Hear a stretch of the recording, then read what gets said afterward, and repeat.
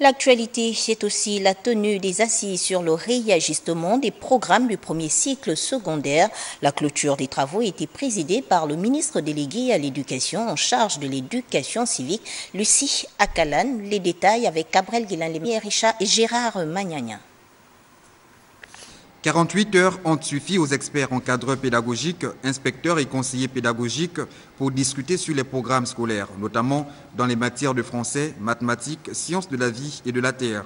Sur initiative du ministre de l'Éducation nationale, Florentin Moussavou, ces assises avaient pour objectif la mise en place d'un projet commun de connaissances et de compétences du premier cycle du secondaire. Le thème de l'atelier était pertinent, car il répond aux attentes des enseignants sur la nécessité de travailler avec un outil efficace, adapté à leurs besoins pédagogiques.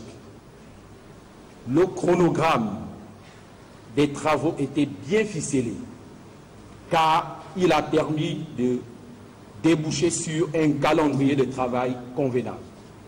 L'année scolaire 2016-2017 pourrait donc constituer une période d'expérimentation qui permettra d'enrichir par les données de terrain les propositions conceptuelles des experts. Les résultats de vos travaux qui seront distribués aux enseignants dans tous les établissements du secondaire du pays ont acquis une valeur certaine au regard de la qualité et du nombre de participants.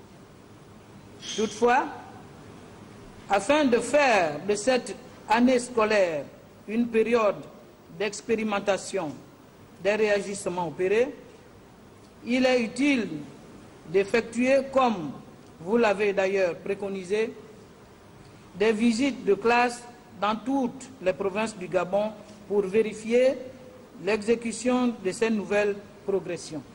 Et dans le cadre de la poursuite des échanges entamés au mois de juillet dernier, une rencontre est prévue entre les encadreurs pédagogiques gabonais et les experts internationaux désignés par l'Organisation internationale de la francophonie. Soulignons que l'élaboration du document final sur le réajustement des programmes du premier cycle du secondaire est attendue pour le mois de juillet 2017.